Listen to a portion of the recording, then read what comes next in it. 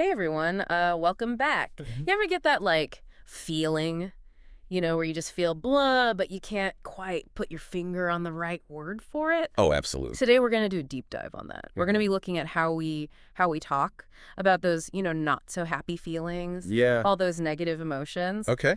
And for this depth dive, we're checking out a YouTube video. It's called Learning English with Podcast Conversation. Okay. It's episode 001 from the channel Podcast Speak English. Uh-huh.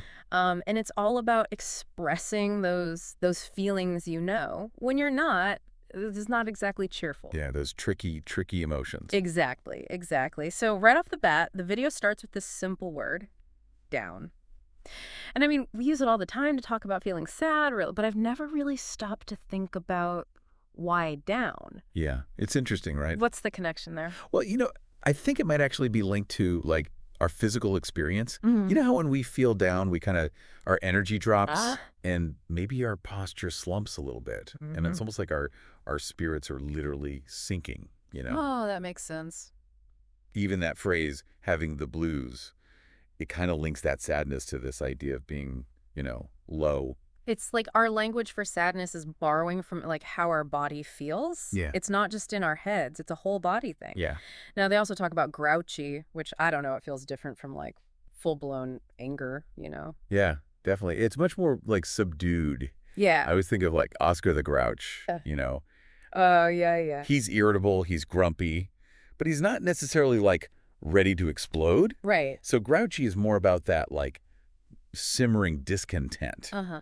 whereas angry is much stronger, more explosive. So it's about the intensity. Exactly. And I think recognizing that difference can be super helpful when you're trying to understand where someone's coming from. Oh, for sure. Speaking of intensity, though, the video then jumps into stressed out, Mm. which, I mean, that phrase just feels so universal these days. It really does, doesn't it? Like, everyone's stressed out. Right. And I think that says a lot about like the pace of modern life. Mm, We're just constantly bombarded with information, deadlines, all these expectations. yeah. So it's no wonder that so many people feel like they're at their breaking point. Right. And adding that out to stressed, it kind of like amplifies that feeling of being overwhelmed. Like you're Yeah. being pushed beyond your limits. Like, stressed on its own just isn't enough anymore. Right, exactly. Now, they also use the term nerve-wracking, Okay. which it paints such a vivid picture. What makes that phrase so effective, do you think?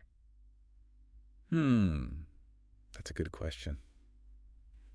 I think it's that connection to our physical sensations. Oh, okay. When we say something is nerve-wracking, we're kind of evoking that feeling of our nerves being stretched, like really taut, Hmm. almost like they're about to snap. Mm. Like the video gives these examples, like a doctor making a life or death decision, or Right. the sheer terror of skydiving. Yeah. Situations where your nerves are definitely on high alert. Yeah, you can almost feel the tension just hearing those words. Absolutely. And then there's on edge, that feeling of being constantly agitated, like you're just waiting for something to set you off. Hmm. Now, the video links it to quitting smoking, which seems like a pretty specific connection.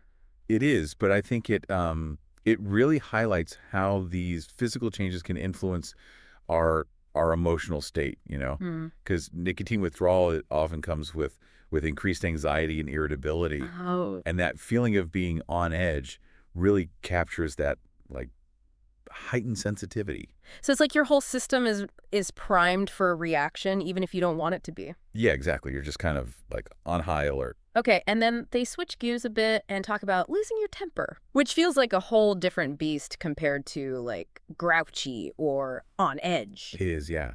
Losing your temper implies a complete loss of control. Mm-hmm. It's that sudden explosive outburst of anger. Right. It's not about that simmering discontent or nervous anticipation. Yeah. It's a very powerful reactive emotion, Okay.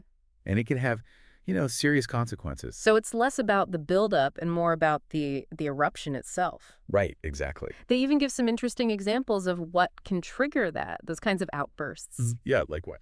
A messy room, Oh, yeah. tapping noises, Mhm. things that might seem small to some people, but to others, it's like That's it. Yeah, those little things can push someone over the edge. Makes you wonder what your own triggers are, doesn't it? It really does. It's good to be aware of them. Absolutely. It's like knowing yourself can help you kind of head off those big outbursts, you know? Right, totally. Now, sometimes though, when we're feeling all those things, all those overwhelming feelings, Mm. we just need space. Yeah. And the video touches on this phrase, brushing someone off, Oh, yeah. which can be polite or not so polite, Right. depending on how you do it. That time. But it's a way of getting that distance. Yeah, and I think it's interesting how this ties back to what we were talking about with stress and anger. Mm-hmm. Because when someone is feeling those really intense emotions, Yeah, sometimes they don't have the capacity right. to engage in a conversation Yeah. or socialize. It's like, I just can't right now. Yeah, and so brushing someone off can almost be like a defense mechanism, Mm-hmm. just a way to protect themselves from further emotional overload. But doing it gracefully is key. Oh, absolutely. You don't want to create more tension. Right. So how do you navigate that?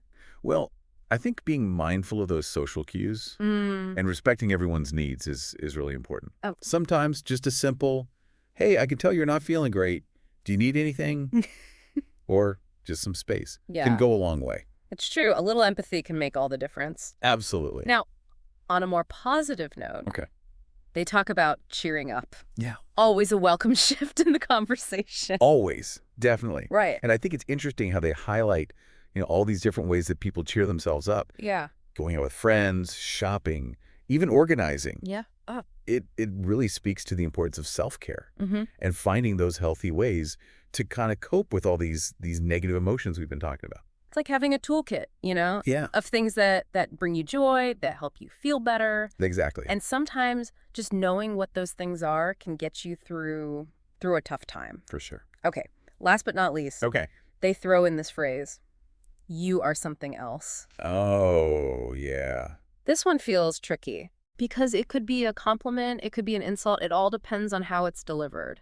Yeah, that's where that nonverbal communication really comes into play. Okay. It's your tone of voice, facial expressions, body language. Oh, yeah, They can totally change the meaning of the words we're using. for sure. Like, you are something else, said with a smirk and a raised eyebrow. Yeah, That could be sarcastic. That could be hurtful. right. But you say it with a genuine smile and a warm tone. Yeah. It could convey admiration, even awe. It's like we're deciphering a secret code when we communicate, right? Totally. We're not just listening to the words. We're interpreting all those other signals. Exactly. And that's what makes language so fascinating. Right. It's not just about the words themselves. It's about, the nuance, the context, all those layers of meaning that we bring to our communication.